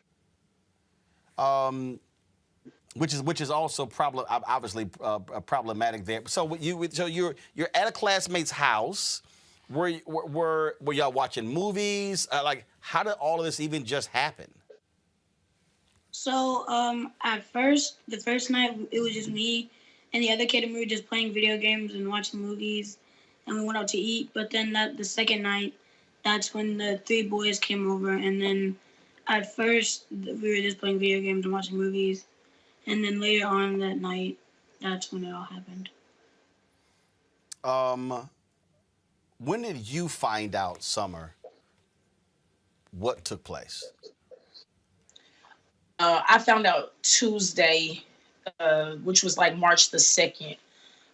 The boys so there was 3 specific boys that came over that following night that I didn't even know were gonna be there. And one of those boys and SeMarion got into it about his racial slurs and about these disgusting things that he said about women. And in that, he threatened him that if he told anything, they were going to jump him. I didn't know what he was saying, tell what. I just knew that they were saying they were going to jump him. So I told SeMarion, well, you go to school and you go straight to the principal's office. And he said to me, okay, I'm really scared. We had a conversation about it. I said, don't worry. She's going to take care of it. I'm going to take care of it if she doesn't. And when he got there, and then the principal, of course, started asking, the assistant principal, she started asking him questions. And so during that, he said that he literally just told it all. So when she called me, the first call that she made to me was just like a distraught, weird, it's a lot going on. I need to talk to some more people. I need to do some investigation, and I'll be calling you back. And I was just thinking, well, how bad could it be? I mean, I know they said they were going to jump him, but they didn't do anything. So I was confused as to what she was even referring to. And when she called me back, she was saying that it was going to be a lot involved. She was the SRO officer, which is like the school police officer, I was going to need to talk to him. But that she had all of this stuff that had happened to SeMarion. And she asked him, did you want to tell mom or did you want me to tell mom? And he said, yeah, you can tell my mom. And she started telling me all of these things, and the tears just started rolling down my face because I was like, what? I'm not understanding. I need to understand what you're saying. And then to make all of it even worse, she said, and there's videos. So SeMarion just started sending me like the videos that people had sent to him from, while he was in the principal's office. So that's literally when I found out. Kim, what do you make of the school district, the investigation, the parents? Take us through any of that. I think they are all culpable. SeMarion had been bullied on numerous occasions on campus. The school district has pretty much taken a hands-off approach to this situation and just made this blanket canned statement that, oh, this happened off campus and we don't condone bullying of any sort. That's not true. There is a law, David's law, that allows them the authority, that gives them the authority to take action when there's cyberbullying.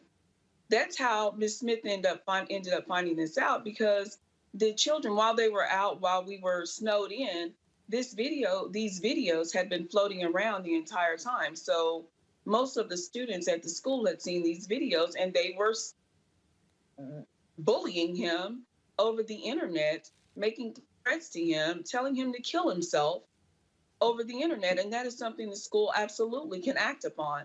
And they have failed to do so.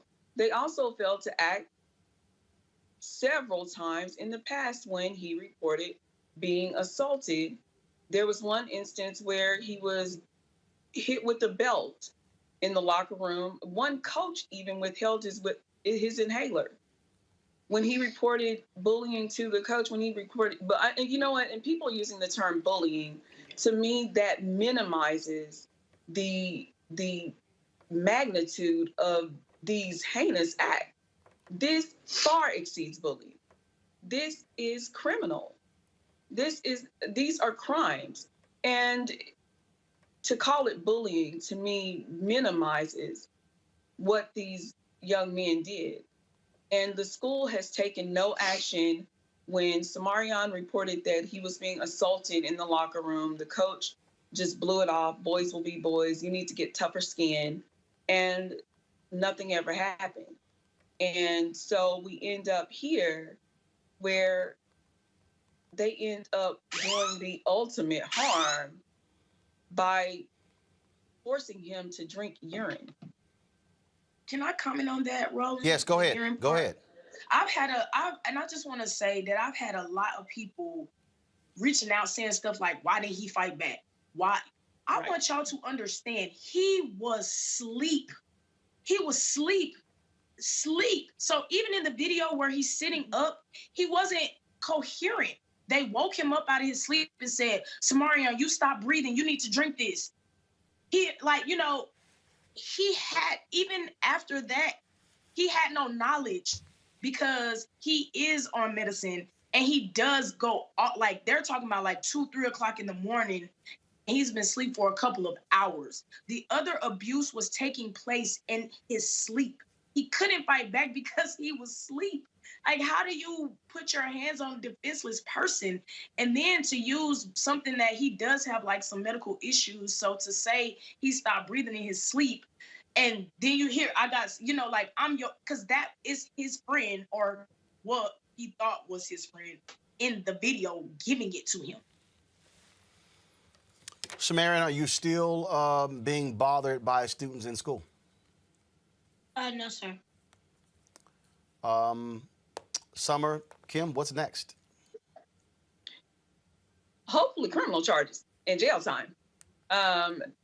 Like I said, these are crimes, and given the fact that they were using racial slurs while they were committing these assaults and attacks and shooting him, this rises to the level of a hate crime. So what's next is I would like to see these white teenage boys prosecuted as if they were black boys. How about we do that?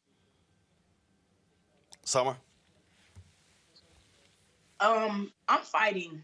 What I want to say, I know all these people, I really just want to, I'm glad that you gave the opportunity. I hope people are tuning in, since everybody has this, I don't know, narrative that they've created in their minds, coming to like try to attack me. Why was he had a sleepover in a pandemic? It was supposed to be 3 people. People go to restaurants in the pandemic, So I wanted to address a couple of things. For one, I know his parents. I have spoken to his parents. Before this incident, my baby has hung out with this boy several times. I know them. He would not have gone anywhere without me knowing. And I had the text messages and everything to prove it. So this is not a case of, why did you let him go with some bullies? Never, never. If he would have known that those 3 boys were going to even come by at any time, he wouldn't have gone. He wouldn't have wanted to go. This is a case of this boy, and I guess on the other side, because you have to remember, he was like virtual. So he's not going to the campus at this time.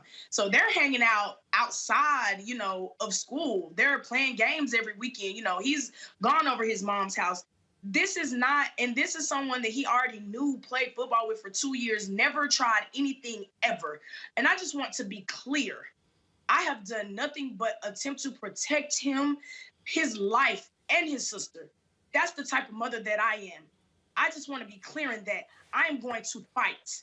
And not just for him, for all these other babies and mothers and fathers that have reached out to me about Haggard and the things that have been done and how they sweep things under the rugs.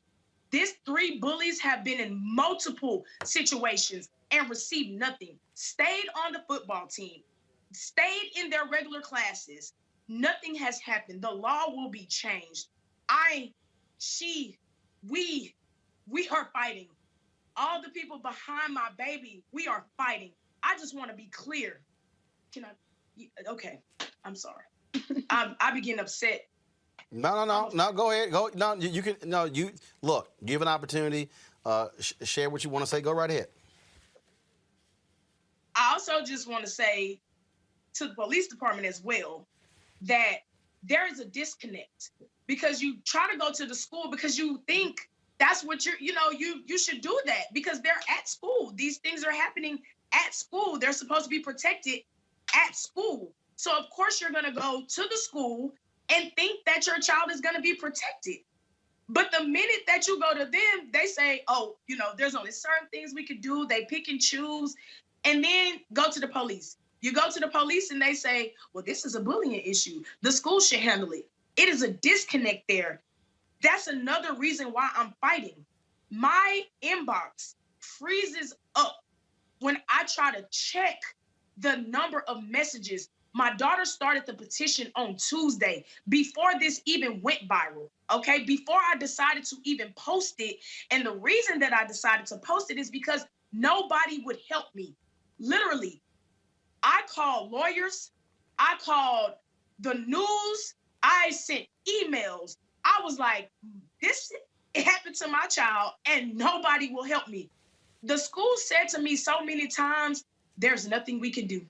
There's nothing we can do. I even asked her, when you say there's nothing we can do, what exactly do you mean by that? Because there's all of these things that you can do.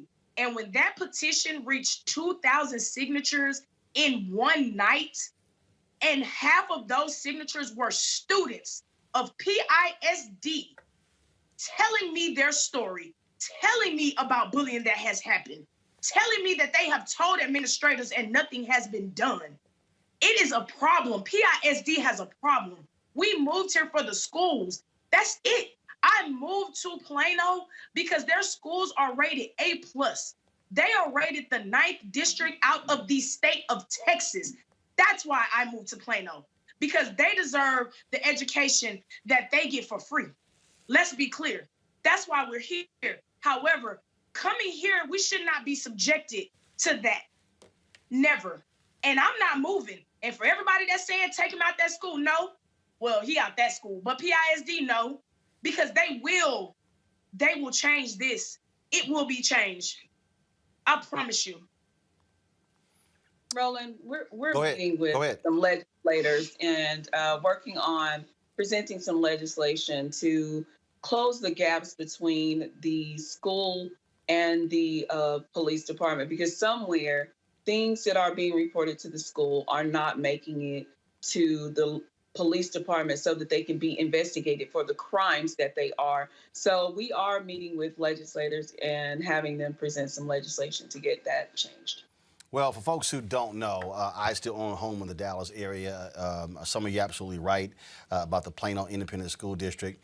It is, Plano is about 90+% white. The resources that are poured into the schools there are significant. And the reality is you're right in wanting the best education you can for your child, but also it's important that he be safe at all times, no matter as well. And so certainly we fully expect the Plano Independent School District and as well as the Plano Police to do their job there as well. So certainly keep us abreast of what's going on. SeMarion, you keep your head up. I got to ask you this here.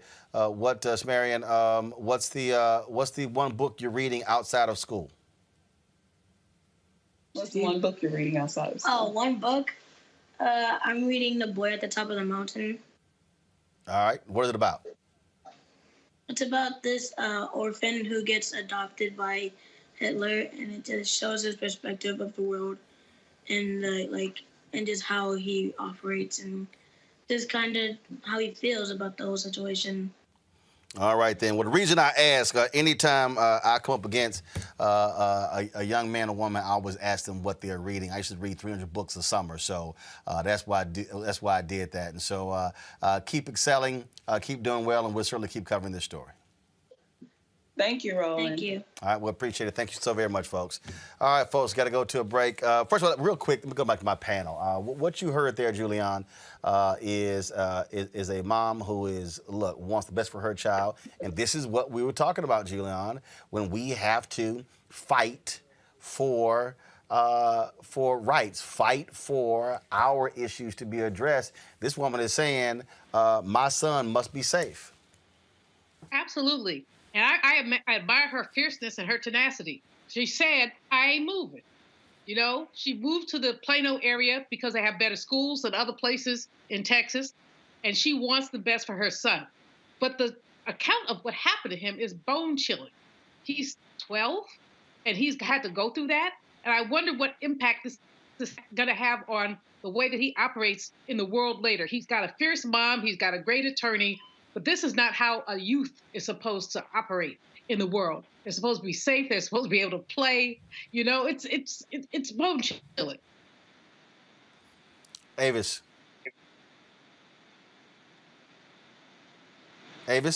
you're on mute. Sorry. I said, yeah, it's horrible and sad to see. I am certainly hoping that she will see some justice from that school system. But it sounds like it's interesting to me. What she's finding is each side is like pointing fingers at the other side in order to not have to take any action with regards to mandating that there's accountability from this young man's abusers. You know, any other time you find that Black kids are picked up in school with resource officers or not at any time. And it's interesting that she's gone to the police and to the school system and hasn't gotten any sort of satisfaction from either one of those authority figures that's supposed to be charged with keeping her child safe. Clemmy? It's clear to me, Roland, that this young kid has suffered an absolutely terrible situation. And as a former state trooper, I feel that the Plano Police Department clearly let this kid down. The school district clearly let this kid down.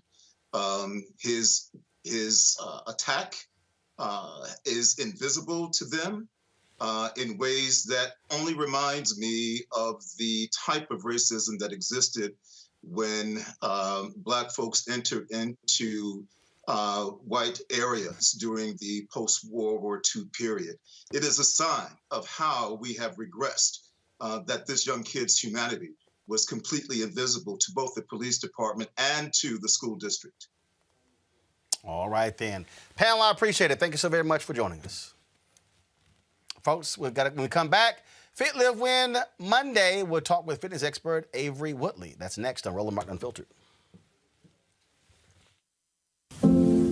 I believe that it's movement time again. In America today, the economy is not working for working people. The poor and the needy are being abused. You are the victims of power, and this is the abuse of economic power. I'm 23 years old. I work 3 jobs. Work 7 days a week.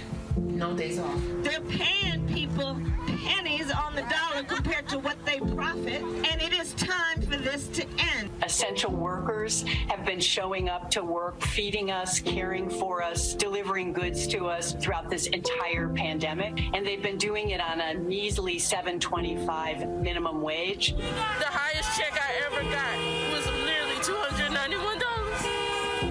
I can't take it no more. You know, the fight for 15 is a lot more than about $15 an hour. This is about a fight for your dignity. We have got to recognize that working people deserve livable wages. And it's long past time for this nation to go to 15 so that moms and dads don't have to choose between asthma inhalers and rent. I'm halfway homeless. The main reason that people end up in their cars is because income does not match housing cost. If I could just only work one job, I could have more time with them. It is time for the owners of Walmart, McDonald's, Dollar General, and other large corporations to get off welfare and pay their workers a living wage. And if you really want to tackle racial equity, you have to raise the minimum wage. We're not just fighting for our families, we're fighting for yours too. We need this. I'm going to fight for it until we get it. I'm not going to give up. We just need all workers to stand up as one nation and just fight together. Families are relying on these salaries, and they must be paid at a minimum $15 an hour. $15 a minimum anyone should be making to be able to stay out of poverty. I can't take it no more. I'm doing this for not only me, but for everybody. We need 15 right now.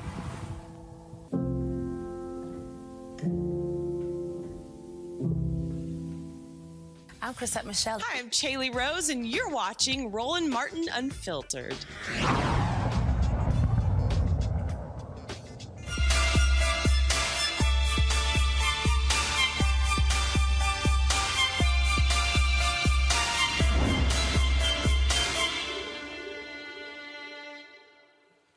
All right, folks, so let's say you're trying to lose weight in a short period of time. How do you mix it up? How do you switch up the workout? How do you switch up your eating? This whole notion of confusing your body. Well, my next guest says you can do that. She's got some tips. Averi Woodley joins us. Averi, welcome back to the show. Thank you. Thank you for having me. All right, so let's talk about this. So talk about this what you describe as sort of confusing your body when it comes to working out and eating.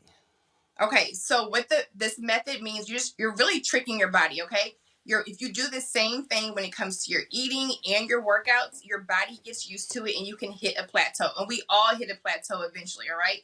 So what you want to do is you want to change it up so your body doesn't really know what to expect. So when it comes to the eating, which I've talked to you about, there's something that some people do called carb cycling. I am not big into fasting, but I am big into carb cycling, okay? So what that means is, say, for instance, today I had oatmeal and a protein source for breakfast, okay? So I had my carb in the morning.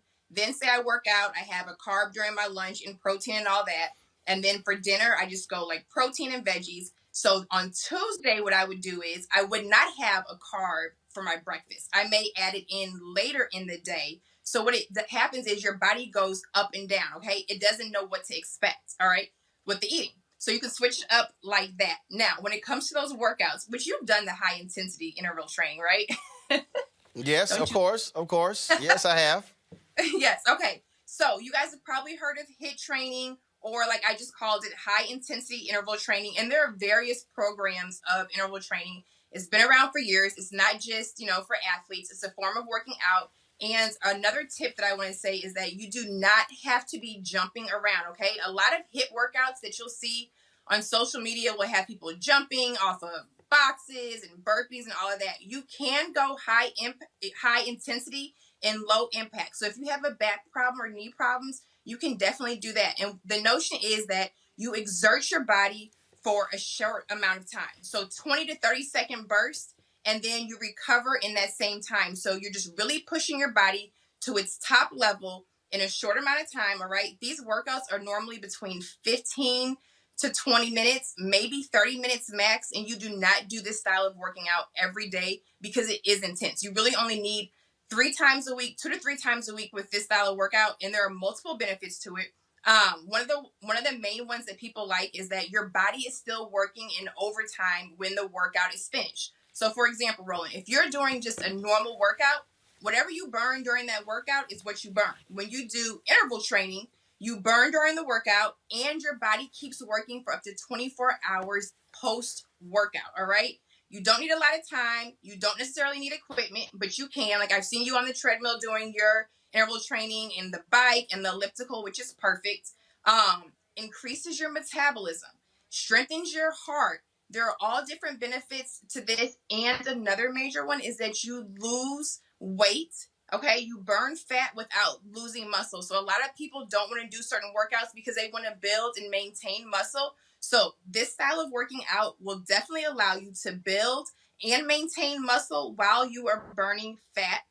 So it's honestly it's great, and anybody can do it because you can do the jumping, you can do those crazy workouts at a high intensity, or you can do something like slow, steady state interval training, and it's low impact if you do have any injuries or ailments.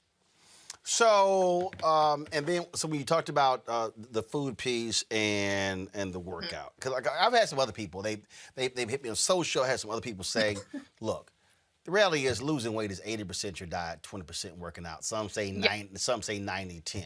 Okay. Yes. And so when we talk about even the eating part, like last week, I had Jim Jones, and Jim said, "Hey, I think people talk about you drink a gallon of water a day." He said, "I think it's too much." I think it's too much. Okay, go ahead. Yeah, I think you can consume almost too much water because you also have to think. Whatever you're eating, a lot of stuff that you're eating, so if you're eating certain fruits and certain vegetables, they also have water in them. When you cook spinach, what comes out of it? It cooks down to like this much. It is a lot of water. So you do not need to drink like cabbage. Cabbage is mostly water.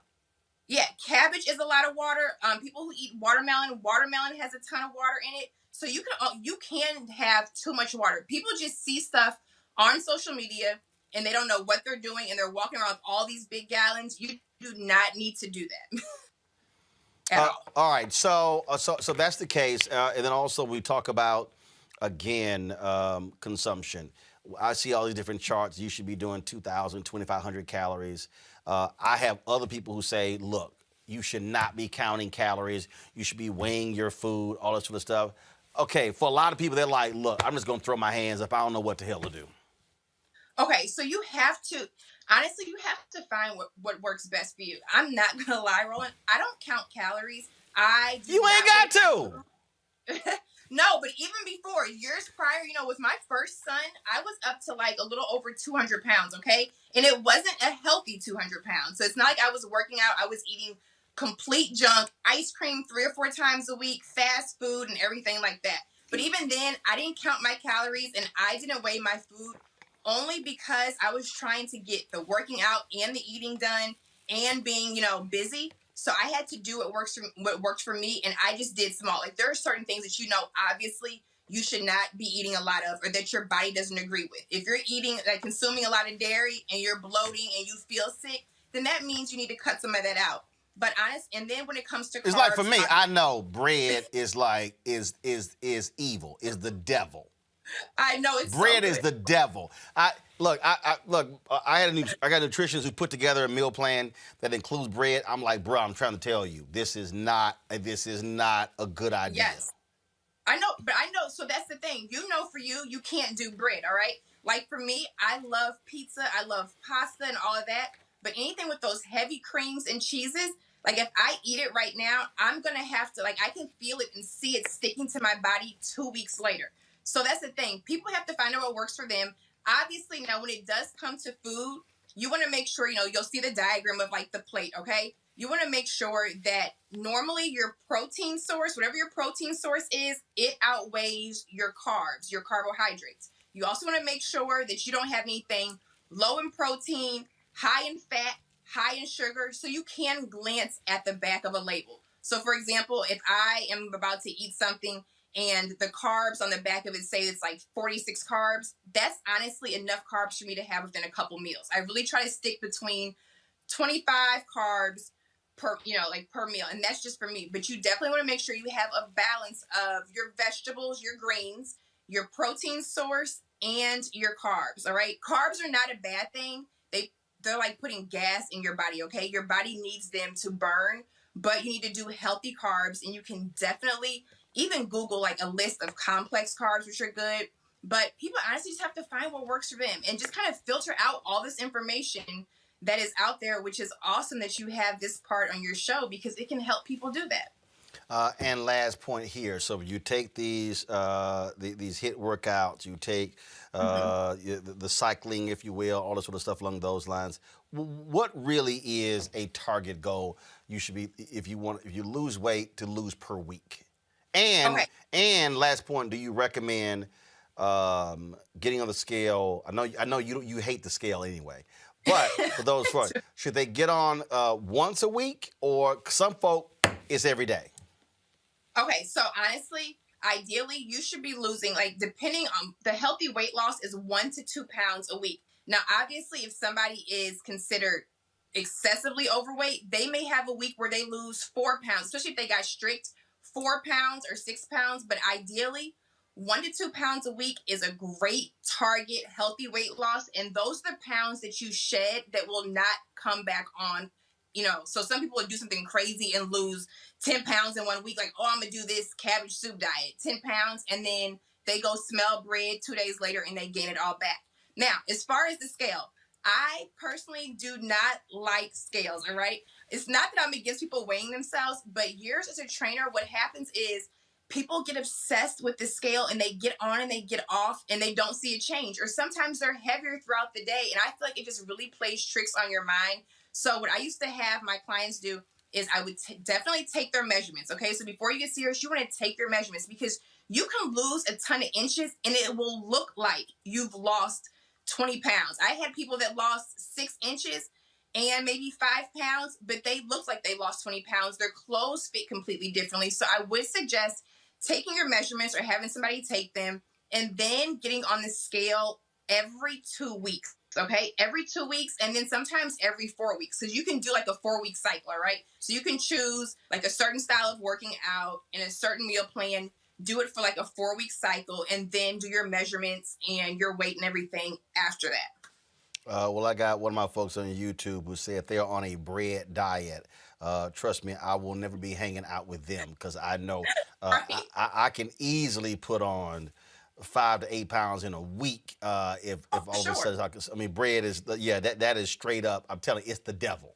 It's like you have an allergy to it. And that's another thing is that sometimes there's certain stuff that we all know we can eat when we were younger that now it just sticks to our bodies differently. And it's really like your body's rejecting it. And that's probably why you feel like that. It's almost like having an allergy without like the hives and the swelling and all of that kind of stuff.